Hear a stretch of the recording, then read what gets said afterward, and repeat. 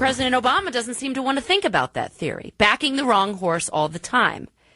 Though he hasn't said exactly what he's going to do. So far, what he hasn't done is get the approval of Congress. In fact, he won't even go there himself. So what about all this? Let's ask Senator Rand Paul, who joins me now. Senator Paul, always great to have you, especially today, I think, as the entire nation is on the edge of its seat watching to see what the U.S. does in Syria. Of course, I don't have to tell you, the British voted not to go to war, so we're going to have to go at it alone if we do. But I'd love for you, Senator, to expand on your point about the weapons and the rebels and who may have the weapons in Syria. Well, at the very least, don't you think we ought to do an investigation? And so far, we've heard some circumstantial evidence that it might have been the Syrian government. But before we launch a war, wouldn't we certainly want to be very sure? But the real question, though, whether there were or weren't chemical weapons, who used them, is really whether or not the people approve of the president going to war. The Constitution says Congress should vote on declaring war. It did not leave the power to the president. Before the president became president, both he and Joe Biden were explicit that no president should unilaterally go to war without congressional authority. They seem to have forgotten this. Senator Rand Paul, if Obama did have the backing of Congress, which he hasn't sought out, he sent Kerry and Rice to go brief Congress. He has time to sit down with Judy Woodruff to talk about the war, of course, the media, for PR reasons. But he hasn't gone to Congress. But let's say he had the backing of Congress. Would military intervention in Syria be the right thing? And do you also think he could maybe get Congress's approval at this point from your vantage point in the U.S. Senate? I think that there's a very good chance he could be rebuked and issued a restraining order, and I think that's why he won't risk a vote. They did it in England, and they were rebuked, and guess what? England's not now going to war. That's one of the reasons why we gave that power to Congress, because Congress is closer to the people. But if it comes to Congress and there is a debate, I will ask certain questions. One question is, what is our strategic objective? What do we plan to accomplish? He's already announced that it'll be limited. He's already announced that it's not for regime change. So basically, he's announcing that it won't be for any kind of victory. It's not going to be for installing people who are pro-Western or pro-American. It will be basically to send a message to them. The problem is it's not going to affect the outcome if that's what his goal is. And to me, that sounds a lot like he's in favor of stalemate. He's not necessarily in favor of one side winning or the other, and I frankly just can't send my son, your son, or anybody else's son to war to fight for a goal that is unclear and may well be stalemate. And Senator Rand Paul, if we topple Assad in Syria, one thing I haven't heard the White House talk about is not just the game plan for going in and the game plan if and when all hell breaks loose with Iran getting involved and Russia getting involved. Aren't we just creating a vacuum for al-Qaeda to set up a rogue state? I mean, isn't that what they really want at the end of the day here? It's not really Assad that wants to kill Americans. It's al-Qaeda. Yeah, and the thing is they say that the Islamic jihadists among the Islamic rebels fighting the Syrian government are about a third of the rebels are the al-Qaeda or al-Nusra.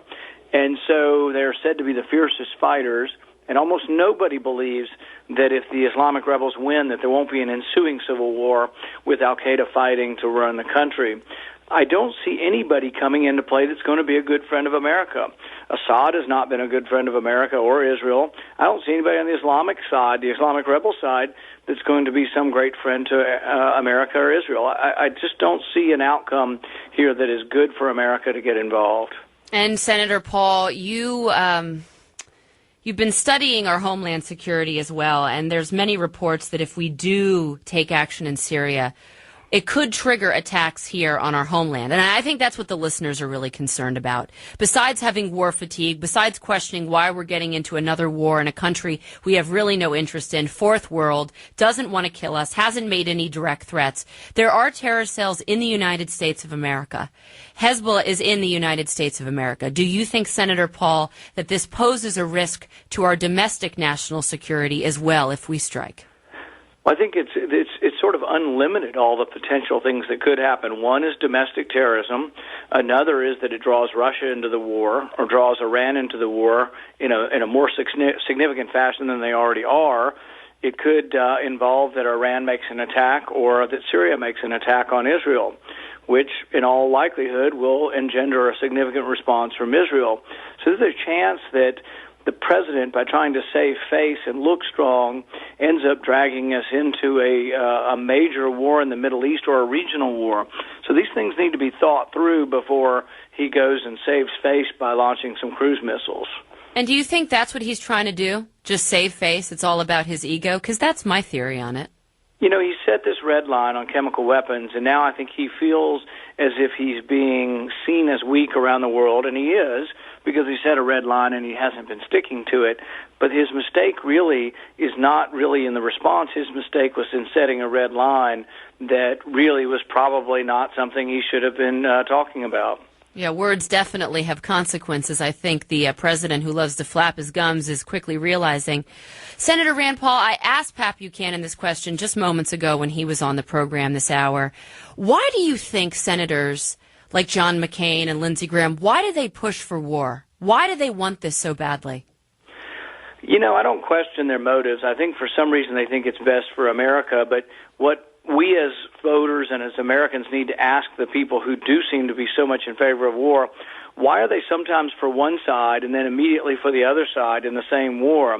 You know, these people were eager to give arms to Gaddafi, and then a year later they were eager to give arms to the rebels overthrowing Gaddafi. These people have been eager to sell arms to the Muslim Brotherhood in Egypt, and they're just as eager to sell them to the generals. So really, their policy, the only thing consistent about their policy is that they always want to be involved. They always want to intervene. And really, it's not always in America's interest to be involved in everyone's civil war. No, it's definitely not. I mean, that is the real question. What is in the best interest of the United States of America? Not President Obama and his image, not John McCain and his image, as some would say, a warmonger, but what's the best interest of the United States of America? And I just want to ask you, Senator Paul, where are all the anti-war groups? Where's Code Pink? Where's Cindy Sheehan?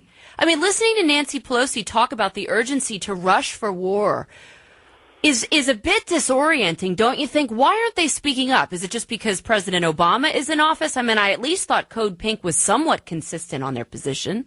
You know, I think this is one of the reasons why people have such a dislike and a distrust for politicians in Washington, because they see so many of them as just empty partisans, that when a Republican is for going to a war without congressional authority, they're against it, but then when a Democrat's for doing exactly the same thing, their position changes.